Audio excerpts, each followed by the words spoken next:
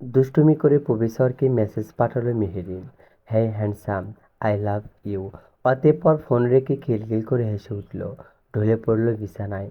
ইনি মেহেরিনের ভার্সিটির new English professor.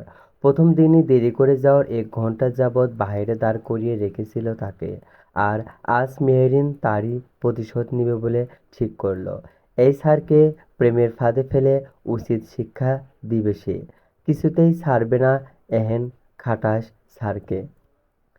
সাথে মেহেরিনের ভয়ও হতে লাগলো, এই ভেবে যে স্যার এখন কি রিপ্লাই দিবে তাকে। স্যার তাকে যদি চেনে নেয় তখন। মেহেরিন দ্রুত বসা হতে উঠে পড়ল, ফোনখানা হাতে নিয়ে অপেক্ষা করতে লাগলো রিপ্লাই পাওয়ার। যদি চিনে ফেলে, বকা দেয়, তখন। এই ভেবে মাথা খারাপ হতে লাগলো মেয়েটার। ইস, এত চিন্তা হচ্ছে কেন তার। এরই মধ্যে ফোনে টুং করে আওয়াজ আসলো। সে তড়িঘড়ি করে ফোনটা সামনে ধরতেই বিস্ময়ে হাঁ হয়ে গেল তার মুখখানা। মেসেজ লেখা, ঘুমিয়ে পড়ো সুইট হার্ট, অনেক রাত হয়ে গেছে। বেশি রাত জেগে থাকলে তো তোমার স্কিনের ডার্ক সার্কেলস পড়ে যাবে। তাই ঘুমিয়ে যাও, লেট করো না। উম্মাহ। মেহেরিনের হাত থেকে ফোন কানে নিঃশব্দে পড়ে গেল। সে তীব্র অবিশ্বাস নিয়ে ঠায় দাঁড়িয়ে রইল পাথরের ন্যায়। সবকিছু মাথার উপর দিয়ে গেল তার। আচ্ছা, আদ্রিয়ান স্যারকে তাকে চিনে ফেলল, আর তাই জন্যই এভাবে কথা বললেন তিনি। মেহেরিন নিজের মাথার চুলগুলো খামচে ধরল 2 হাতে। অতঃপর খপ করে বিছানায় শুয়ে পড়ল। টেনশনে হাত পা ঠান্ডা হয়ে এলো তার।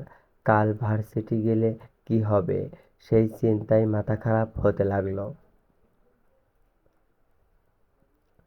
পরের দিন ভার্সিটির গেটে পা রাখতেই বুকের ভেতরটা ধুকপুক করে উঠল মেহেরিনের। গত রাতের ঘটনাটা মনে পড়তেই হাত পা ঠান্ডা হয়ে এলো। ফোনটা ব্যাগের ভেতর ঢুকিয়ে নিয়ে দ্রুত হাঁটতে লাগলো সামনের দিকে। আজকে যদি স্যার কিছু বলে, নিজের মনেই বিড়বিড় করল মেহেরিন। করিডোরে পা রাখতেই দূর থেকে আর্দিয়ান স্যারকে দেখতে পেল সে। কালো শার্টের হাতাকুনি পর্যন্ত গোটানো, হাতে কয়েকটা ফাইল। তাকে দেখামাত্রই থমকে দাঁড়িয়ে গেল মেয়েটা। তার মনে হলো এখনো বুঝি ডেকে বলবেন, হেই সুইট হার্ট, কিন্তু না। আদ্রিয়ান স্যার একবারও তার দিকে তাকালো না। সম্পূর্ণ স্বাভাবিক ভঙ্গিতে পাশ কাটিয়ে চলে গেল সে। মেহরিন হতভম্ব হয়ে তার চলে যাওয়া দেখতে লাগলো। ধীরে গলায় বলল, কি ব্যাপার? কথাটা বলেই নিজের গাল নিজেই টিপে দেখল সে। স্যারকে তাহলে চিনতে পারেননি, আমায় নাকি চিনেছেন? কিন্তু কিছু বলছেন না যে। কথাখানা ভাবতে ভাবতেই সামনের দিকে পা বাড়ালো সে। ক্লাস শুরু হওয়ার 5 মিনিট আগে সিটে গিয়ে বসল। অথচ পুরো সময়টাতে তার চোখ ছিল দরজার দিকে। অলস ভঙ্গিতে প্রথম ক্লাসটা করেই অপেক্ষা করতে লাগলো আর্দিয়ান স্যারের। এরই কয়েক মুহূর্ত বাদই আর্দিয়ান স্যার প্রবেশ করলেন ক্লাসে। Good morning everyone. Good morning sir. সবাই একসাথে উত্তর দিল। আদ্রিয়ান উপস্থিতি নেওয়া শুরু করলো। একে একে সবার নাম ডাকলো। মেহেরিন স্তব্ধ হয়ে দেখতে লাগলো আদ্রিয়ানকে। ঠিক তখনই তার কানে ভেসে এলো মেহেরিন, তাসনিম। আদ্রিয়ানের কণ্ঠে কেঁপে উঠল মেহেরিন। পাশে বসে থাকা তার বান্ধবী শিফা ধাক্কা মারল মেহেরিনকে। সম্বিত ফিরে পেতেই কাঁপা গলায় বলল, জি স্যার। আর্দিয়ান খাতায় ঠিক দিয়ে একবার মেহেরিনের পাশে চাইল। তার তীক্ষ্ণ চাহনিতে মেহেরিনের বুকটা কেঁপে উঠল। তবে তবে এক পলক তাকিয়েই চোখ ফিরিয়ে নিল আর্দিয়ান। আবার পরের নাম ডাকতে শুরু করল সে। না, না কোনো অতিরিক্ত দৃষ্টি, না কোনো ইঙ্গিত, না কোনো ব্যঙ্গ, যেন গত রাতে কিছুই ঘটেনি। আর এটাই মেহেরিনের অস্থিরতা দ্বিগুণ বাড়িয়ে দিল। কারণ যদি আর্দিয়ান রেগে যেত, বকা দিত, তাহলে অন্তত বুঝতো কি হচ্ছে। কিন্তু এই অস্বাভাবিকই আচরণটাই যেন সবচেয়ে ভয়ঙ্কর মনে হলো মেহরিনের কাছে।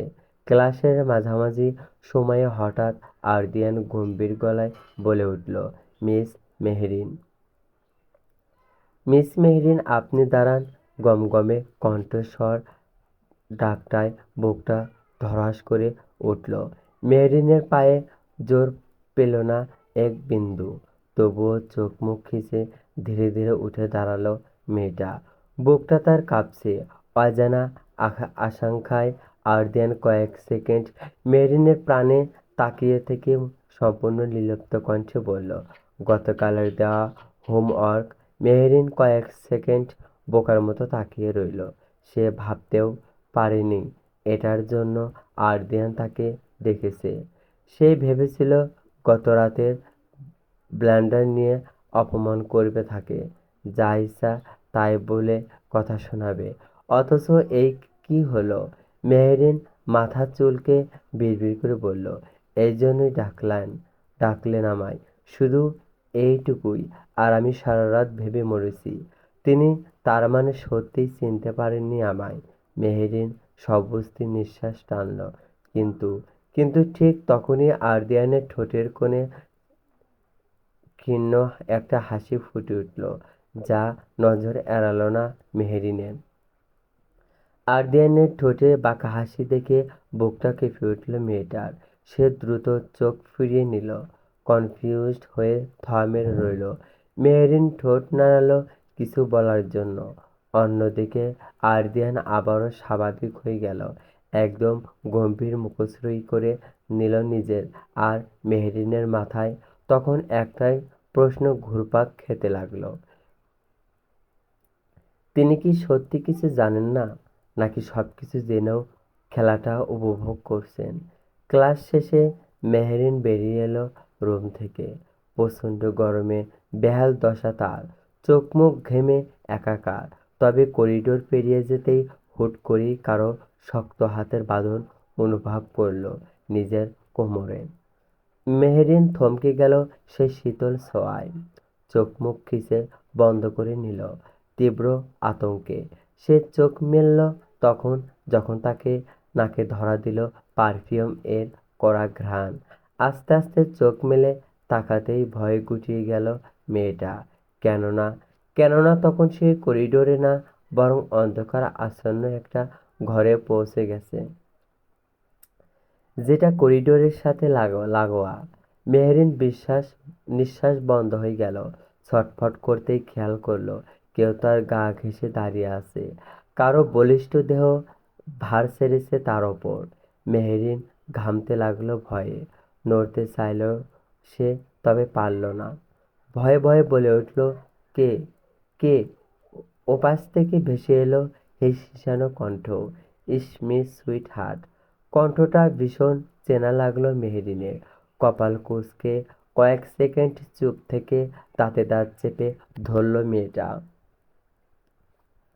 অতঃপর কোনো প্রকার দয়া না করে নিজের সর্বশক্তি দিয়ে ধাক্কা মারল পুরুষটিকে। আরে আরে কি করছিস? আচমকা ধাক্কা দেওয়ার ফলে সে টাল সামলাতে না পেরে কয়েক পা পিছিয়ে গেল। দাঁত কিরমির করে করতে লাগলো মেহরিন। দরজাটা হাত দিয়ে আলগা করে আড়ালো। হারামজাদা, ইট ইজ মি সুইটহার্ট। না, মারতে চাস আমায়? ভয়ে জান বেরিয়ে যাচ্ছিল আর এসে সুইটহার্ট বলতে। তোর নানির গু খা তুই, শালা বেড়ালের বাচ্চা। উগান্ডা নাতি। কথাগুলো বলতে বলতে ঘর ছেড়ে বেরিয়ে এলো মেহরিন। মাথায় যেন তার আগুন ধরেছে, এহেন অবস্থা। অন্যদিকে মেহরিন রেগে গেছে বুঝতে পেরে শাওন নামক পুরুষটি চুপসে গেল। গোমরা মুখ করে পিছু নিল মেহরিন। সরি ইয়ার, বুঝতে পারিনি তুই এত ভয় পাবি। আমি তো জাস্ট সারপ্রাইজ দিতে এসেছিলাম। সারপ্রাইজ না সারপ্রাইজ। আর একটু হলে তোর সারপ্রাইজ এর চক্করে আমি ছবি হয়ে যেতাম। আর আর তুই নেকা কান্না করতে করতে সেই ছবিতে মালা পরাতিস। শালা টিকটিকির বাচ্চা আমার জানটাই নিয়ে নিচ্ছিল। উফ। শাওন পুরোপুরিভাবে চুপসে গেল মেহেরিনের কথায়। মেহেরিন দাঁতে দাঁত চেপে এসে দাঁড়ালো ক্যাম্পাসে। গরম আর তীব্র ভয়ে তার চোখ মুখ ঘেমে নেমে একাকার। নিঃশ্বাস ফেলছে জোরে জোরে। অন্যদিকে শাওন নিজেও তার সামনে দাঁড়িয়ে হাত জোর করে বলল, সরি।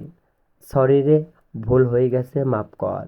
এরকম আর কোনোদিনও হবে না, প্রমিস। তোর কাছেই রাখ তোর সরি। প্লিজ রে, এবারের মতো মাফ কর। মেয়েরিন বিরক্তিকর মুখে বাঁকা নজরে তাকাতে শাওন চকলেটের একটা বাক্স মেহেরিনের সামনে ধরল। মেহেরিনের চোখ সেদিকে পারতেই উজ্জ্বল হয়ে উঠল। আচমকা শাওনের হাতের চকলেট ছো মেরে তা নিয়ে নিল মেহেরিন। হাসল শাওন। রাগ ভেঙেছে। মেহেরিন থতমত খেল। না না মানে চমৎকার হাসল যুবক। মাথার চুলে হাত বুলিয়ে বলল, লোভী। লোভী কোথাকার। মুখ বাঁকালো মেহেরিন। শাওন নামক যুবকটি সম্পর্কে তার খালাতো ভাই। দুজন সমবয়সী। শাওনের বাবা মা আমেরিকায় থাকে। শাওন নিজেও গত বিছানা 3 বছর আগে দেশে ফিরছে। আপাতত চাচির বাসায় থাকে। তবে এখন সে তার খালার বাসায় পার্মানেন্টলি থাকার প্ল্যান করে চলে এসেছে। মেহেরিনের ভার্সিটিতে অ্যাডমিশন নিবে বলেও ঠিক করেছে। মেহেরিন চকলেট খেতে খেতে শাওনকে উদ্দেশ্য করে বলল, কখন এসেছিস? আর এখানে কেন? এখানে কেন? শাওন মাথার চুলে হাত চালিয়ে বলল, সরাসরি এখানেই এসেছি। বাসায় যাওয়া হয়নি এখনো। ভুজুগল কুঁচকে নিল মেহেরিন। এখানে কেন এসেছিস? আগে তোকে সারপ্রাইজ দিতে। মুখ বাঁকালো মেয়েটা। তখনই সেখানে এসে হাজির হলো শিফা। শাওনকে দেখে কপাল কুঁচকে নিল সে।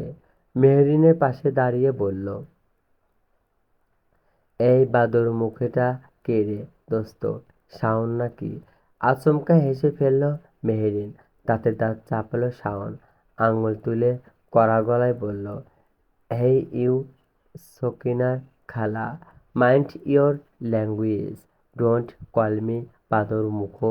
ওকে চোখ মুখ খিচে নিল শিফা। মেহরিনের কাঁধে ভর ছেড়ে বলল, ওকে, কোনো সমস্যা নেই। আজ থেকে তাহলে ব্রিটিশ ডাকবো। কেন? কেন? মেহরিনের কথায় ঠোঁট বাঁকিয়ে হাসল শিফা। বলল, কস এই বাদরটা আমার সামনে এলেই খালি ইংরেজি বকে। তাই ব্রিটিশ নামটাই ঠিক আছে এর জন্য। মেহরিন ঠোঁট চেপে হাসল। অন্যদিকে শাওন চুপ মেরে গেল। এই মেয়েটাকে সে চেনে। যখনই মেহরিনের সাথে দেখা করেছে তখনই শিফা নামক অদ্ভুত প্রাণীটার সাথে তার সাক্ষাৎ ঘটেছে। তার হার মানল সে। কেননা সে যতই কথা বলবে শিফা নামক মেয়েটা ততই বেশি বকবক করবে। তাই রিস্ক নিতে গেল না শাওন। শিফা শাওনের চুপ মেরে যাওয়া দেখে বিজয়ী হাসি হাসল। অতঃপর মেহরিনের কাঁধে ধাক্কা দিয়ে বলল, এই মেহু, যেটা বলতে এসেছিলাম আরদিয়ান স্যার তোকে ডাকছেন। বলল দেখা করতে। স্যার নিজের কেবিনেই আছে। গো ফাস্ট। শিফার কথাটা মেহরিনের কানে বেশ বড়সড় একটা বিস্ফোরণ ঘটালো। অবিশ্বাস্য ক্ষেত্রে সে তাকালো শিফার পানে। বুকটা ধক করে উঠল আবারও।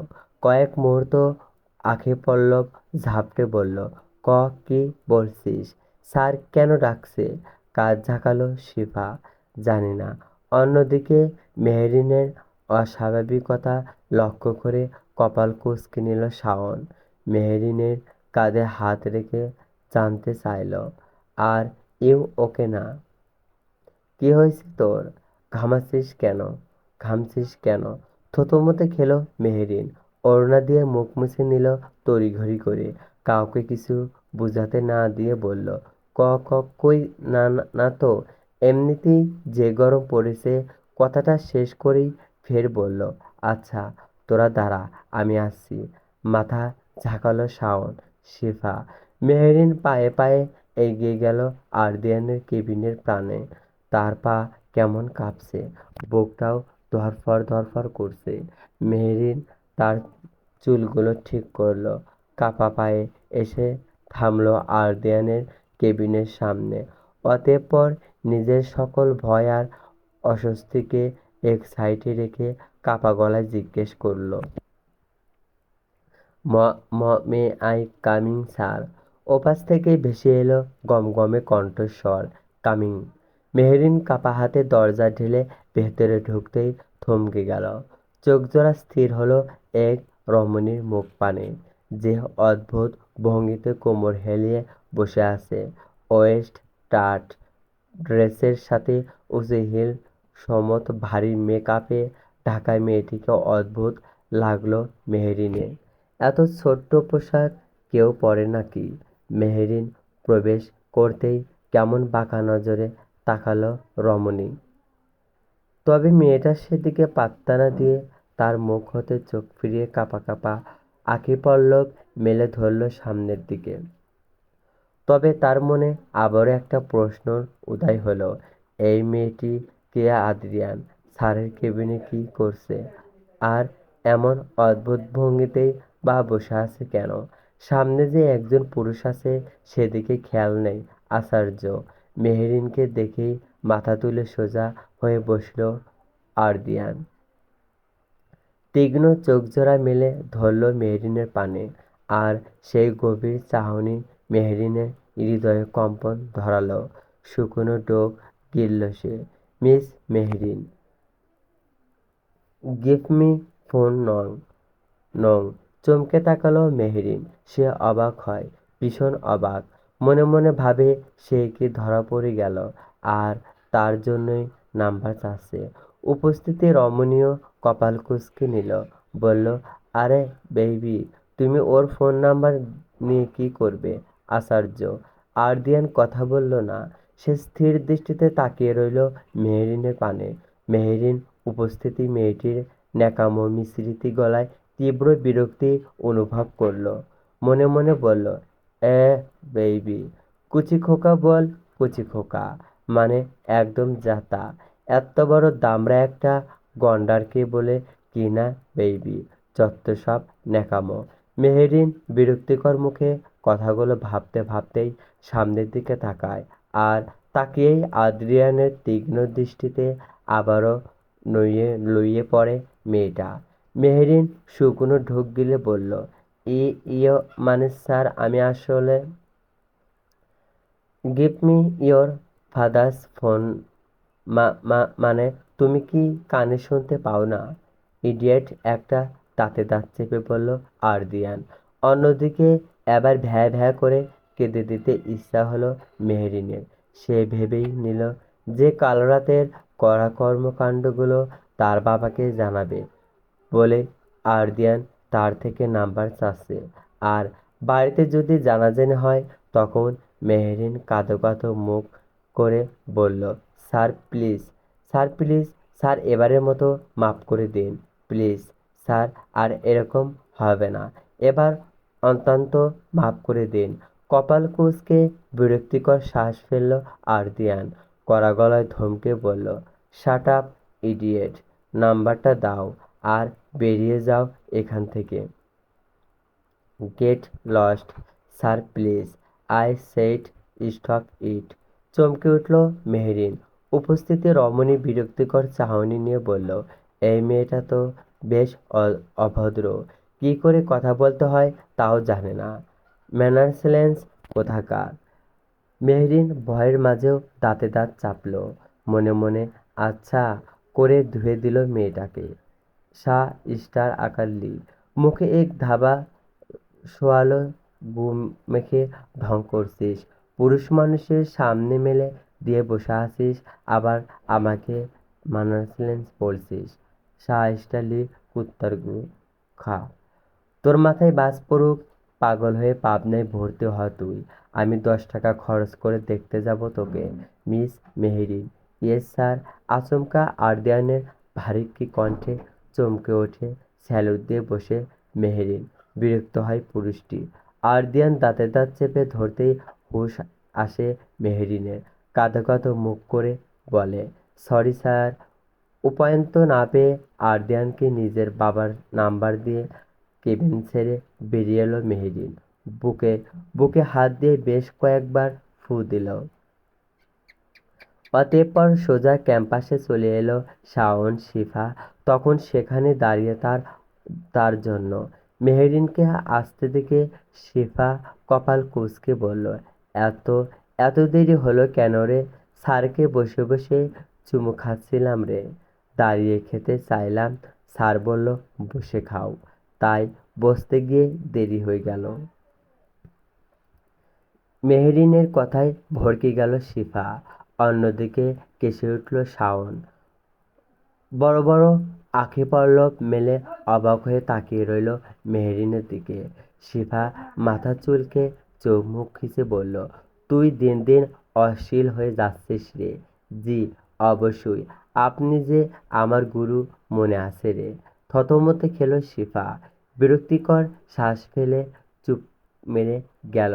অন্যদিকে রাগান্বিত মেহেরিন ভাবতে লাগলো, বাড়ি ফিরে তার আজ কি হবে। আরদিয়ান যদি বাড়িতে সব বলে দেয় তাহলে তার খেলা এখানেই শেষ। কথাটা ভাবতেই কান্না পেল তার। ধপাস পা ফেলে বেরিয়ে গেল ক্যাম্পাস হতে। মনের মধ্যে একরাশ আকাঙ্ক্ষা নিয়ে বাড়িতে পা রাখল মেহেরিন। পিছু পিছু সগনিতে হেঁটে এলো শাওন।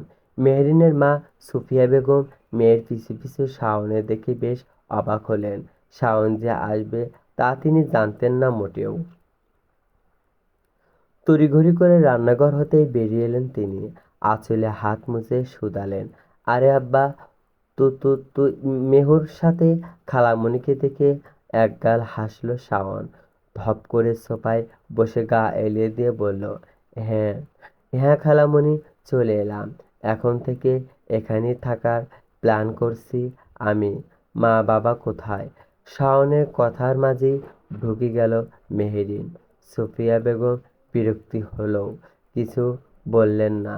শাওনের হাতে পানির গ্লাস তুলে দিতে দিতে বললেন, দেখ কই গেল, কে জানি ফোন দিল। সেটা নিয়েই ঘরে চলে গেল। মেহেরিনের বুকটা ধক করে উঠল। ফোন আরদিয়ান কি তবে সত্যিই ফোন করেছে? কথাখানা ভাবতে গিয়েও মুহূর্তেই গলা শুকিয়ে এলো মেহেরিনের। কাঁপা কাঁপা চোখে বাবার ঘরের দিকে একবার তাকালো সে। দরজাটা বন্ধ, ভেতর থেকে কোনো আওয়াজও আসছে না। আমি রুমে যাচ্ছি। কথাটা বলে আর দাঁড়ালো না মেহেরিন। প্রায় দৌড়ে নিজের ঘরে ঢুকে দরজা লাগিয়ে দিল। বিছানার ওপর বসে কয়েক মুহূর্ত হাঁপাতে লাগলো সে। মাথার মধ্যে একই চিন্তা ঘুরপাক খাচ্ছে। যদি বাবা সব জেনে যায়, যদি আরদিয়ান স্যার সব বলে দেয়, যদি আজকেই আমার জানাজা হয়ে যায়। বিরক্তি হলো মেহেরিন। শেষের কথাগুলো ভাবতেই নিজের মাথায় আলতো করে চাপড় মারল সে।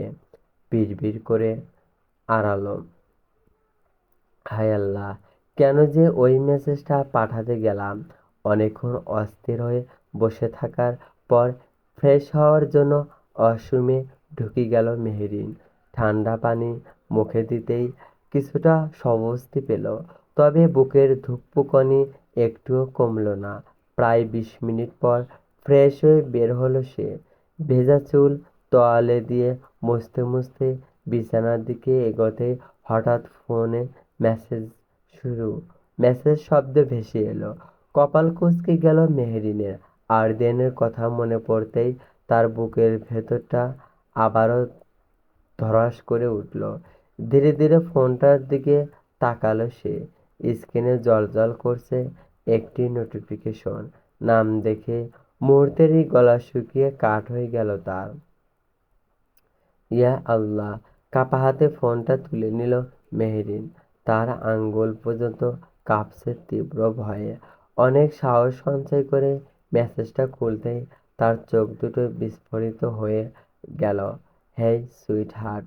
মেসেজটা দেখে মেহেরিনের চোখ কঠোর ছেড়ে বেরিয়ে আসা উপক্রম হলো। হাতের ফোনটা প্রায় ফেলে দিচ্ছিল সে। কয়েক মুহূর্ত হাঁ করে স্ক্রিনের দিকে তাকিয়ে রইল। অতঃপর কাঁপা কাঁপা আঙুলে টাইপ করলো, আপনি আপনি কি আমায় চেনেন? মেসেজটা সেন্ড হতেই বুকের ধুকপুকানি আরো বেড়ে গেল। মেহরিনের ঘামতে লাগলো মেয়েটা। কয়েক সেকেন্ড পরই রিপ্লাই এলো, তুমি তো আমায় চেনো, তাই না? মেহরিন থমকে গেল সেই কথায়। ভ্রু কুঁচকে গেল তার। কথাটা মানে কি?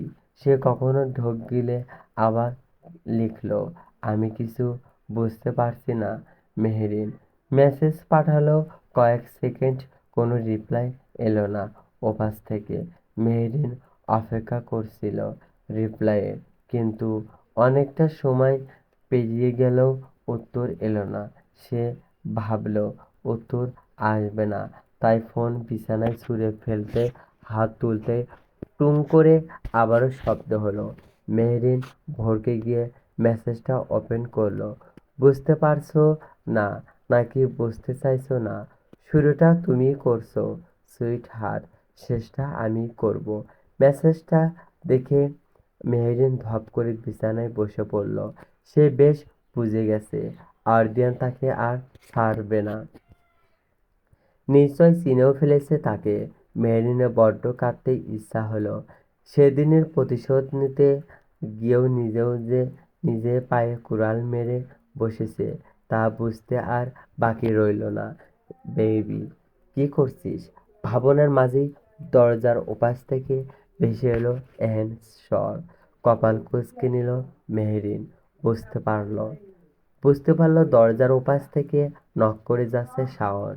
শাওনের মুখে বেবি ডাকটা শুনে আচমকা বড্ড রাগ হলো তার। মনে পড়ল আরদিয়ানের কেবিনে উপস্থিত থাকা সেই রমণীটির কথা, আর মনে হতেই ভীষণ রাগ হলো তার। কি ন্যাকামোই না করে আরদিয়ানকে সে বেবি বলে ডাকলো, আর আরদিয়ানও কিছু বলল না। উফ, কি করছিস বেবি? আর ইউ ওকে না? দরজা খুলছিস না কেন? পুনরায় সে শব্দ। মেহরিন দাঁতে দাঁত চেপে দরজার পানে এগিয়ে গেল। সপাটে দরজা খুলে আচমকা শাওনের ঝাঁকড়া চুলে মুঠি চেপে ধরল সে। তীব্র ব্যথায় কুঁকিয়ে উঠল শাওন। আহ আহ কি করছিস?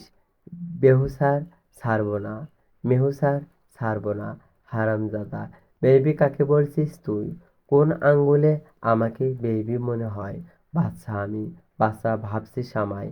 মেহরিন আচমকা শাওনকে ছেড়ে সামনে দাঁড়িয়ে নিজেকে দেখাতে দেখাতে বলল, দেখ রে গুরু, বাচ্চা নয় আমি, উল্টা আর একটা বাচ্চা পয়দা করার ক্ষমতা রাখি আমি। দেখ, ভালো করে দেখ। কথাটা শেষ করেই বিজয়ী ভঙ্গিতে দাঁড়িয়ে রইল মেহরিন। অন্যদিকে শাওন কয়েক সেকেন্ড হাঁ করে তাকিয়ে রইল তার দিকে। কি? অতঃপর নিজের দুই কান চেপে ধরল সে। চিৎকার দিয়ে ঢেকে উঠল, খালামণিকে, খালামণি, খালামণি, তোমার মেয়ে দিন দিন তারকাটা হয়ে যাচ্ছে। মাথার সব তার ছিঁড়ে গেছে। দেখো কি অদ্ভুত কথা বলছে। চুপ কর বলে আবারও শাওনের মাথায় একটা ঘাট্টা মেরে বসিয়ে দিয়ে দিল মেহরিন। শাওন ব্যথায় চোখ মুখ খিঁচে নিল।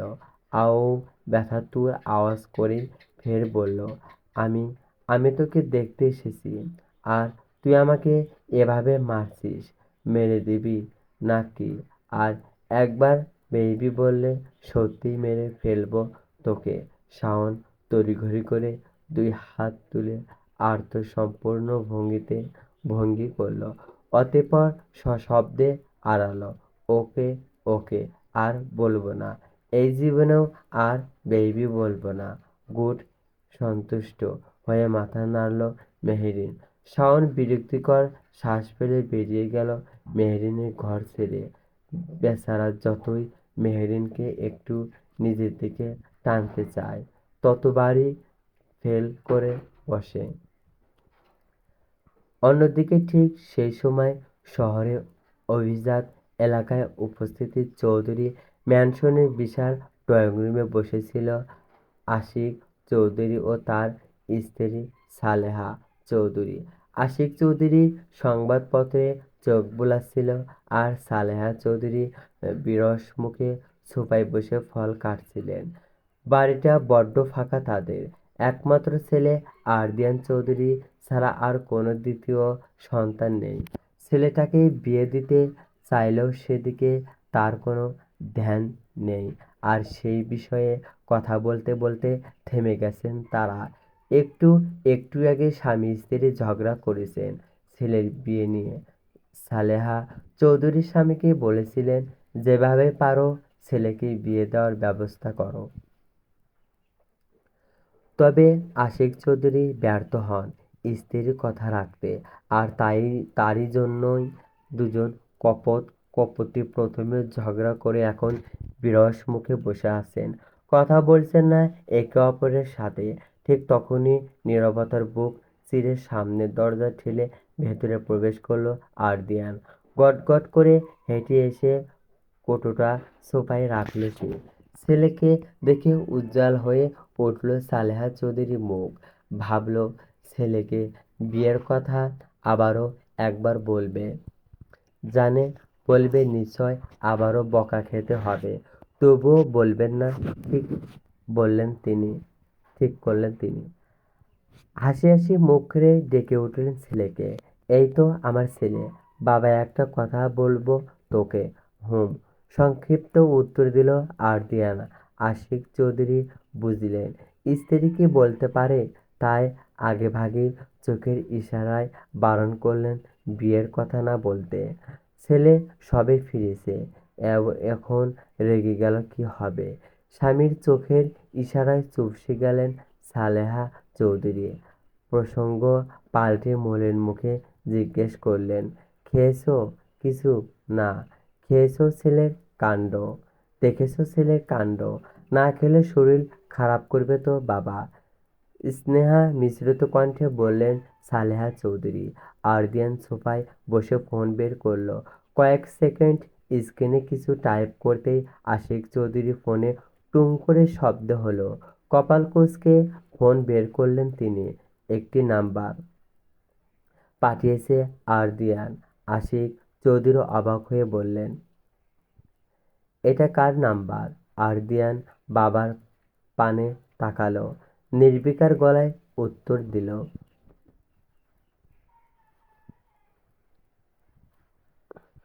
তোমাদের বৌমাকে ঘরে আনার ব্যবস্থা করো, এটা শ্বশুরমশাইয়ের নাম্বার।